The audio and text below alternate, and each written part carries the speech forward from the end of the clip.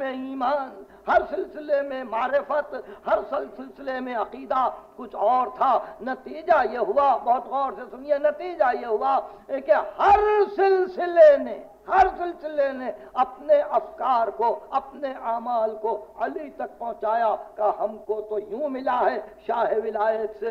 نتیجہ یہ کہ شاہ ولایت کی ذات متشابہ ہو کے رہ گئی، متشابہ ہو کے رہ گئی کہ یہ معروف کرقی والا سلسلہ صحیح ہے، جنید بغدادی والا سلسلہ صحیح ہے، حسین ابن منصور حلاج والا سلسلہ صحیح ہے، حسن بصری والا سلسلہ صحیح ہے۔ یعنی ایک طریقہ یہ بھی نکلا کہ جہاں علی خود متشابہ بنا دیے گئے، اور کہا کہ اب یہ بھی شبہ ہے کہ ایسا فرمایا، یہ بھی شبہ کہ ایسا بھی کہا۔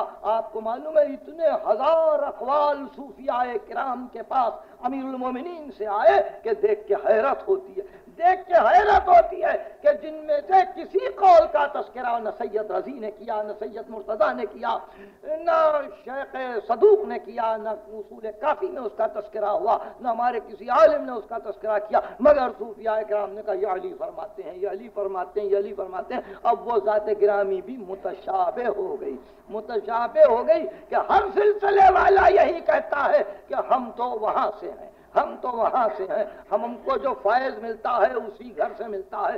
رفاعی مشہور فرقہ ہے مصر میں کہ جو عجیب اپنے کیفیات سے دنیا کو متاثر کرتا ہے، وہ اپنے آپ کو زحمتوں میں مبتلا کرتے ہیں اور اپنے سلسلہ فکر کو امام موسیٰ بن جعفر تک پہنچاتے ہیں، سید احمد رفاعی سے لے کے موسیٰ بن جعفر تک اور حضرت موسیٰ بن جعفر سے مولا تک اپنے سلسلے کو پہنچاتے ہیں۔ عجیب ان کے افکار ہیں، عجیب اعمال ہیں۔ اب اگر ہم اس طرف متوجہ ہو جائیں کہ ارے یہ تو مولا کا نام لے رہے ہیں، چلو ادھر چلو، تو آپ دیکھیں گے کہ وہاں سوا تشابہ کے کچھ نہیں ملے گا، ایک بات نہیں ملے گی۔ اتنے بہت سے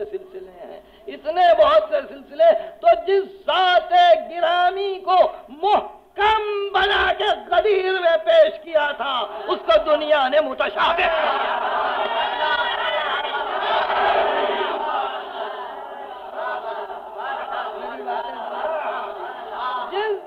گرامی کو محکم بنا کے پیش کیا تھا اس کو دنیا نے اسی سلسلہ ولایت میں متشابہ بنا دیا۔ گفتگو یہاں تک پہنچی تو آج کام کی بات، اور وہ کام کی بات یہ کہ کل کا سلسلہ فکر کا کس مقام پر رکا تھا، یقیناً صاحبان بینش اور صاحبان فکر پر پوشیدہ نہیں ہے۔ میں کیسے یاد دلاؤں بار بار، مگر چونکہ سلسلے کو چھیڑ رہا ہوں اس لیے یقیناً باتیں سمجھ میں آ جائیں گی۔ کل کا سلسلہ فکر کا ہم کو اس منزل پر پہنچا رہا تھا کہ محبت متشابہ ہے۔ یاد آئی گفتگو؟ محبت متشابہ ہے، اس لیے ذات واجب نے یہ طے کیا تھا کہ اللہ کی محبت اور رسول کی محبت کو پہچاننا ہو تو جہاد میں پہچانا۔ اب گفتگو یاد آئی آپ کو؟ یہ متشابہ ہے، اس کا امتحان، اس کا میزان، اس کا معیار جہاد، یہ طے ہوا۔ تو محبت متشابہ ہے، کتنی محبت، کیسی محبت۔ آج وہ پوری آیت پڑھنے کی عزت حاصل کرتا ہوں، یہ سورہ بقرہ کی آیت ہے، والذین آمنوا اشد حبا للہ، وہ لوگ جو ایمان لائے وہ شدید ہیں اللہ کی محبت۔ والذین آمنوا اشد حبا للہ، وہ لوگ جو ایمان لائے شدید ہیں، سخت ہیں اللہ کی محبت۔ محبت متشابہ ہے، محبت متشابہ بحث یہی تھی نا، اللہ کی محبت۔ کسی نے کہا ہم پہاڑ پہ بیٹھے ہوئے ہیں، ہم سے بڑھ کے کوئی محب نہیں ہے۔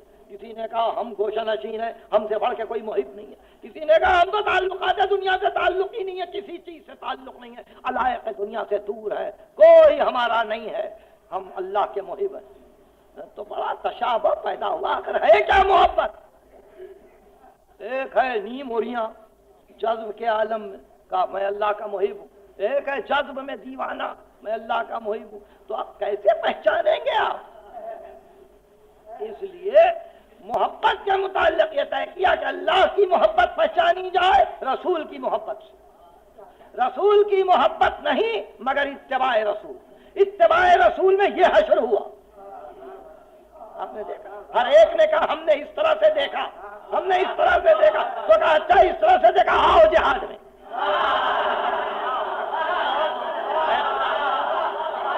اس طرح سے دیکھا اس جگہ جس طرح سے بھی دیکھا آؤ۔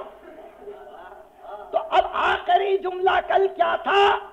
آخری جملہ یہ تھا، دہراتا ہوں اس لیے کہ ذرا سا حافظہ اجتماعی طور پہ کمزور ہوتا ہے، انفرادی طور پہ بڑا قوی ہوتا ہے حافظہ، آپ میں سے ہر ایک کو یاد ہے، مگر اجتماعی طور پر قوم بعض وقت بھول جاتی ہے، بعض وقت بھول جاتی ہے، اس لیے دوہرا رہا ہوں۔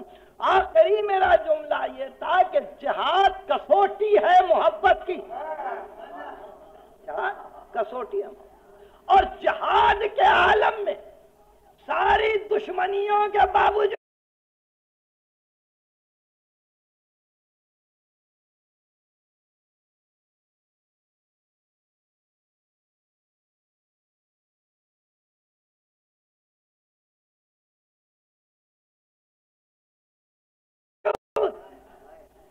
یہی کہہ رہا تھا نسلاً بعد نسلن قبائل کا بگڑنا کہ بدر کا بدلہ لیں گے، فلاں عزیز کو مارا اس کا بدلہ لیں گے، میرے چچا کو قتل کیا اس کا بدلہ لیں گے، ان پوری دشمنی کے باوجود کسی مورخ نے، کسی اعتراض کرنے والے نے یہ کہا کہ علی تھے تو مجاہد مگر ریا تھی،